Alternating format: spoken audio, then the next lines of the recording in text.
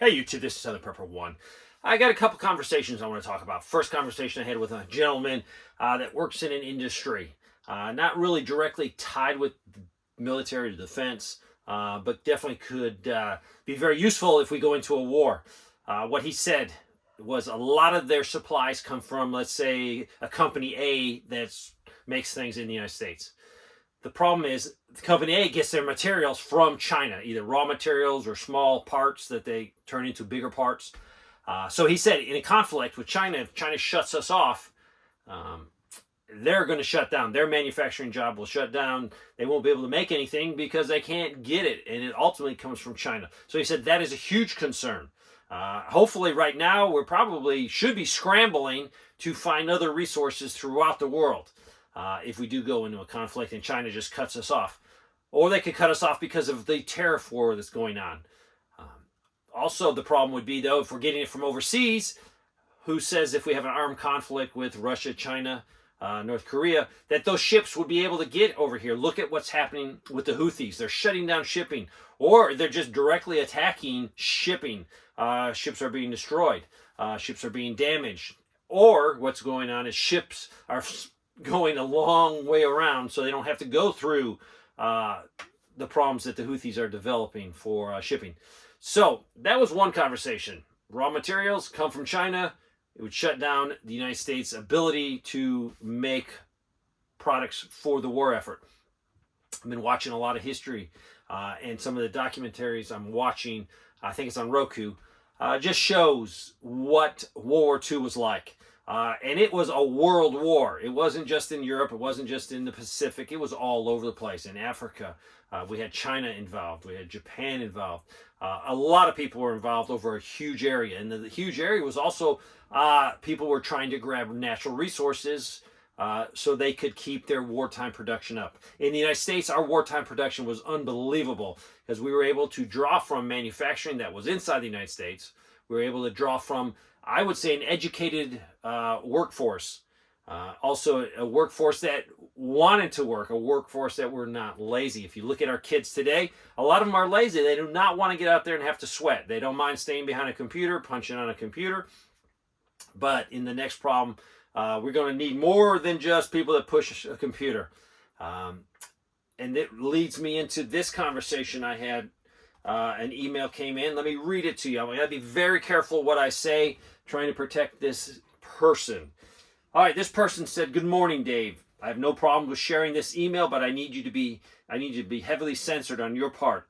I am a federal employee working for blank, this agency, in particular, this people at this location. Works in a large repair facility I will tell you, for the Navy. We do work for carriers and on subs.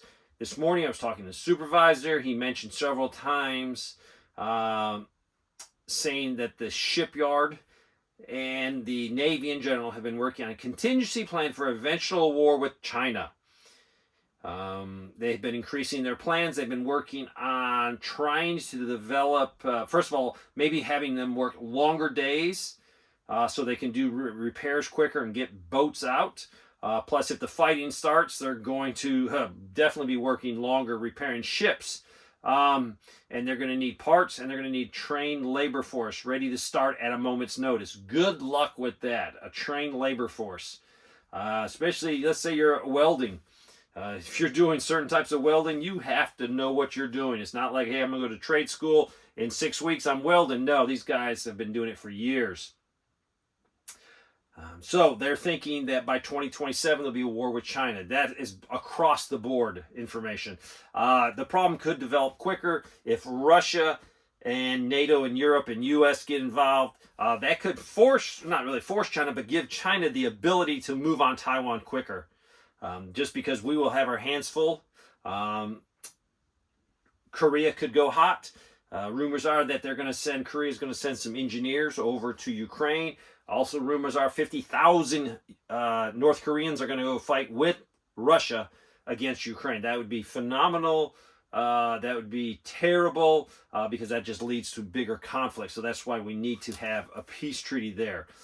He also mentioned the supervisor to this person you need to start thinking about storing dry food, goods, and more ammo. And he brought up the fact about all the millions of Chinese that have come. Some of them are here illegally, crossing the border daily, and this could cause a huge problem. This guy has been, he has some homesteading skills. He's been working on his place, but he realizes that he is at near ground zero. This place where he works would definitely be targeted. It's a military target. So even if we get workers, even if we get resources, if this area is targeted either by missiles, by sabotage, even a dirty bomb would take care of this facility. You couldn't occupy it for forever, for years and years and years and years. The cleanup would be very extensive and hard. So I have no easy answer for you guys and gals, but daily, I am looking at it daily. That's why I haven't been on the air a couple days. I've been working. Things are not getting better. And I'm not here just to get views. Hey, watch this video. I'm going to scare you to death. It's not here to, hey, I'm going to scare you to death, so buy my few survival products I sell. No. I'm here to get you motivated, because there's never a time in my lifetime where we are this close from World War III, and really this close from nukes being involved. The Russians are not going to sit by and lose a conventional fight when they have thousands and thousands and thousands of tactical nukes that they could use in Europe. They're going to use them because they know they're going to be fighting for their country's survival, and the probably number one tenet in their policy with nukes are if the existence of our country is at stake. So they're going to use them. Got some reports from overseas, Army guys, that the military is getting ready. They are actively preparing. We haven't seen actually the reserve components, other than the reserve components are being told by their commanders, their sergeant majors, that you better start training like your life depends on it, because we are going to war. So I'm not trying to scare you. You need to be actively preparing for a conflict with NATO, NATO and the Russians. Because if you're just saying, it might never happen, you're going to be caught flat-footed. You're not going to be ready, because this is what's going to happen. A lot of people are going to wake up when a conflict develops, and they're going to run to Amazon or run to Walmart, run to the stores, and they're going to say, man, I need survival supplies. And those things are going to be drained very quickly.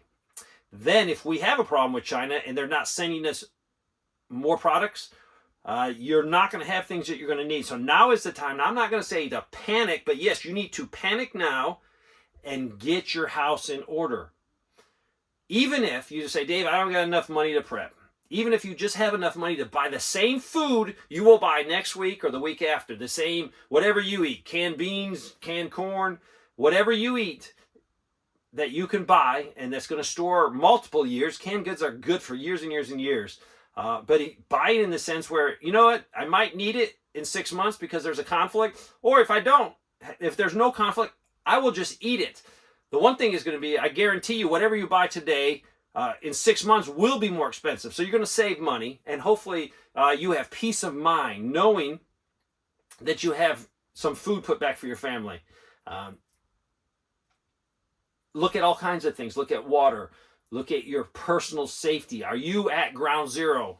And if you are, make a plan to get out. And it doesn't have to cost you a penny to make a plan. It's get some maps out, look at your address book and your telephone directory in your phone and say, oh, our aunt and uncle lives right over here, and that's a really good, safe place. Or I have friends or a cousin over here. That's safer than my house. Maybe I'll call them up and start a conversation with them.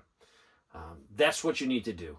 But there is no good news. I could preach to you for an hour what is happening. And if you look at the national news that the U.S. has, it's not telling you the full story. It's not telling you the full truth. You have to dig deep into a lot of news from overseas and digest what's coming out. It's not good. The whole world is preparing. I'm watching Turkey. I have no idea what side Turkey's going to go on. Are they going to go on the side of NATO and Europe and us? Are they going to go on the I almost said Soviet Union, on the side of Russia, China, Korea?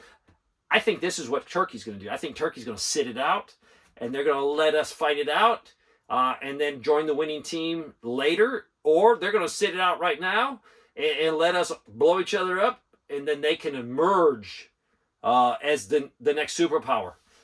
So Turkey is not dumb people. Don't think, oh, they're Turkeys. They're from Turkey. No, they're very smart. They have had a lot of success in having an empire many, many, many years ago. Not current. But watch Turkey and what they do. Watch Israel. Watch what they're going to do with Hezbollah and Lebanon. It looks like there's going to be a war. And the reason I think there's going to be a war, because I think the U.S. and Russia and NATO are going to get into it, but they're trying to delay that a few months so Israel can move in, take care of Hezbollah, and then be able to defend themselves or assist the United States, assist NATO against Iran, against Korea, against China. We're seeing China really flexing their muscles over there, taking on the Philippines, just being a bully. They are definitely flexing. They're seeing how much they can get away with. So watch that carefully. If we're occupied in Europe, they will have no problems going in and taking Taiwan. It's going to happen. So I hope you're prepping. I hope you're preparing. I'm not here to scare you. Please don't think I'm trying to scare you. I'm trying to motivate you, because you need to be motivated today to get prepared. Because when the other 85% of Americans that aren't really prepping as hard as we are decide, oh my gosh, we need to prep, you're not going to be able to get things that you're going to need. So make a list of priority things you need and slowly work on it. I know finances are tough. I know that. If you're in a position in life where you got, hey, I got $2,000, $3,000, $4,000 extra dollars, think about what you can purchase for your family. First, take care of your family. I have children that have grown, a growing family. Think about that. What can I buy now where I know I'll be able to help someone in the future? Because it's going to be important. Thanks for watching.